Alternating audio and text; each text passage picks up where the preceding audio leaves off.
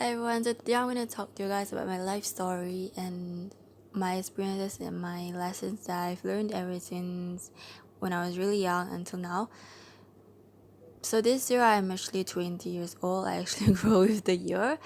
And actually when I was really young, when I was a child, I actually admitted to myself that I really didn't have a good childhood and I couldn't remember certain aspects of it.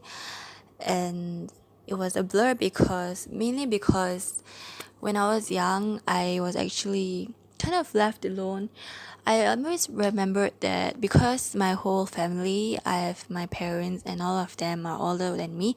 So I'm the youngest and they're always busy because they're older than me. They have work, they have school at that time. And I was left alone to my caregiver, which is like my helper, but she didn't really take care of me and it kind of made my parents angry at her. But yeah, so I was kind of neglected. So I kind of observe and see life as it is. Yeah, so it really didn't leave a good impression on me.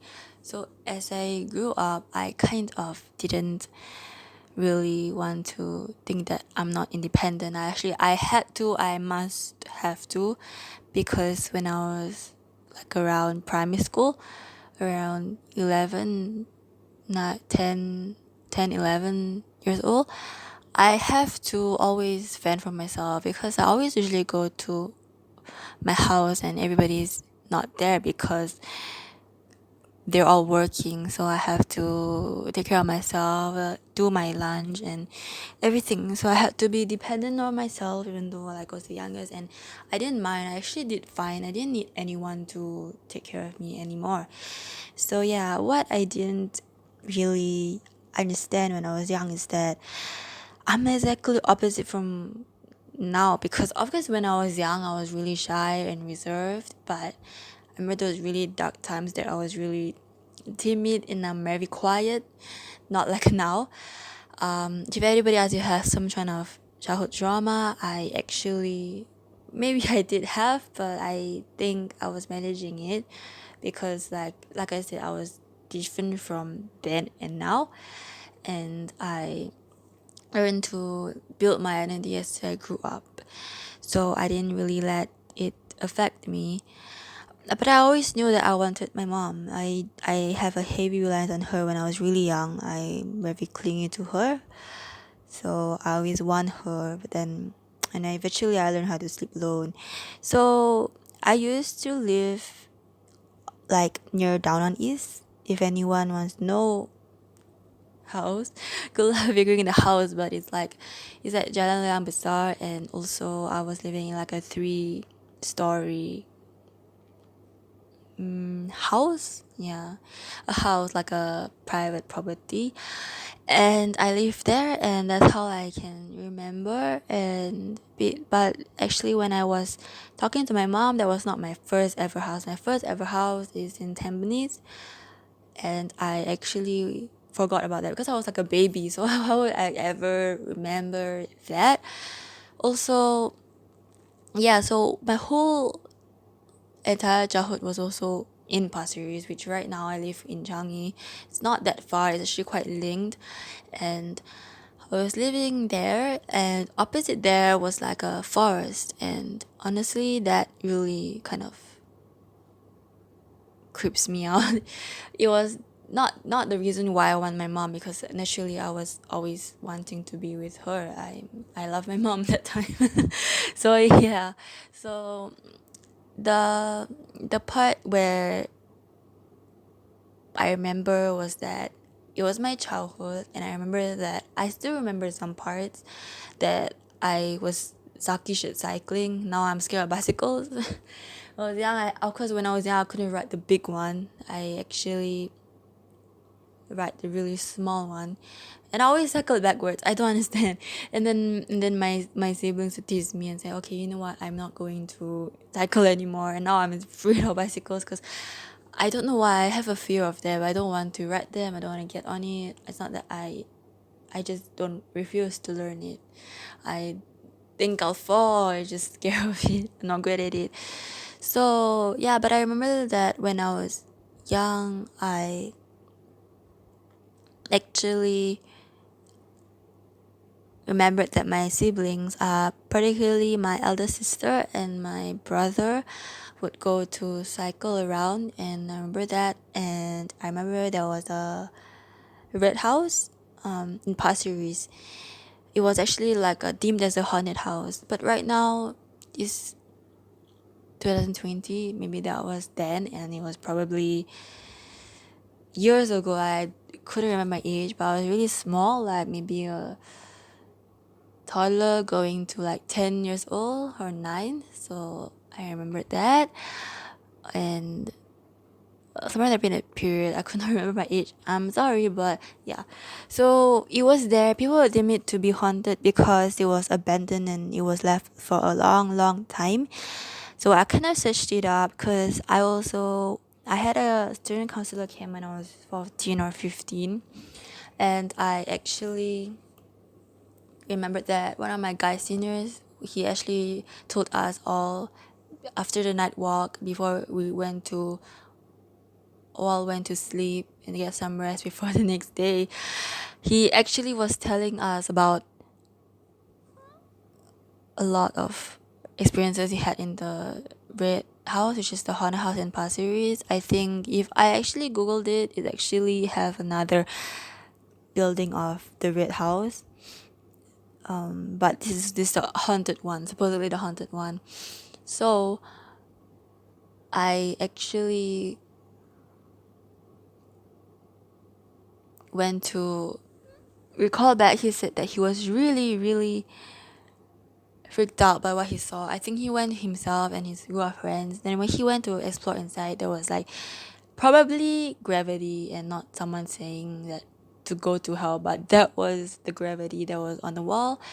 Or I'm not sure if it was on the wall or he really saw it and he got freaked out after exploring that haunted. You know, when it's abandoned, when it's haunted for so long, people thought it was haunted and everything.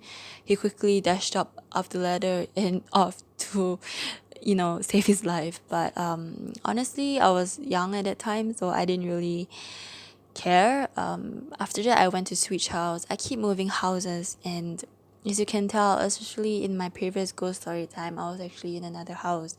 So right now, I'm in Changi, so it's a different house. So I'm already not in Pasir Ris, but in Changi, there's like a link. Like you take a bus, you can straight away go to Pasir Ris and everything. It's actually quite near Pasir Ris. So yeah, so that house right now, I was curious, so I went to search about it. I actually want to bust the myth that it's actually haunted. Look, I think the people why people thought it was haunted is because they thought that because it was abandoned and it was left there for a long time, they thought that any spirits could linger and stay or like make it the house. But actually, probably that was the aspect that people thought it was haunted. But right now, it's actually converted into a preschool. So right now, obviously, it's gone and it's now in a preschool. But the getting back to the history and the past, that red house that is haunted. Actually, I based on internet, it was actually a mom, and I think obviously she has a husband and I think one of her daughters, but particularly I'm focusing on her mom. She's literally very, very nurturing. She actually took care of kids long time ago, dating back to 19 something. So imagine that I was born in 2000, so it's a bit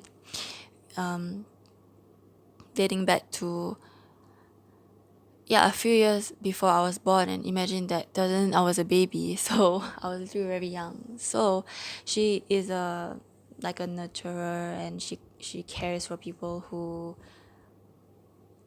wants to be taken care of, like children. Children are very vulnerable. So she took care of that, and sooner or later she passed away. So people thought that she was murdered, but I think it was a rumor because they didn't really disclose based on the internet. But she was passed away, and I'm not really sure what was the cause, but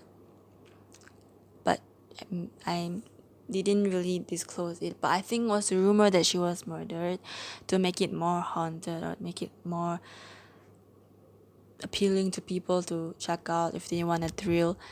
But she was basically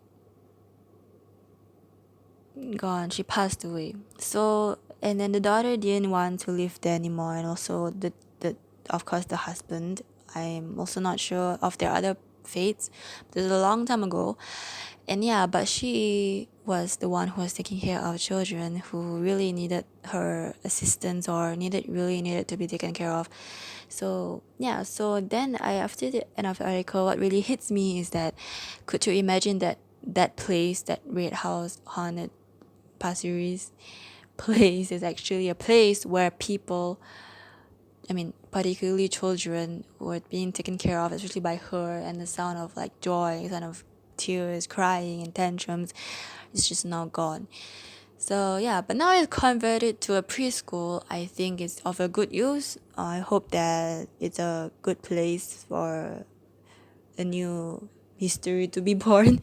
But yeah, it's a good use. I like that how it was actually taken after her and like just for a preschool to take care of children. So I really hope that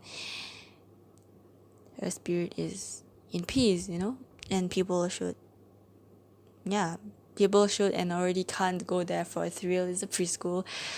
So yeah, so I was actually kind of pretty amused and shook by that. So I kind of like how my whole childhood was kind of mystical, but I actually solved that mystery on my own. I just found out last night because ever since then, sometimes my family will be in the car and we'll pass by our very old house. Everything is so different. It's still there, by the way. My house is still there. It's just that it's different people living in it, and also that, yeah. But actually, my kindergarten that's along that stretch also is now a different kindergarten. So I'm quite sad, but at least it's a new one, and a lot of people are in there, and a lot of toddlers, children. It'd be very cute. It's now called Maple Bear, I think. So I was from Montessori, so I don't think it's ever the same anymore, but it's fine. So every day I walk past that, it's actually a good rewind back.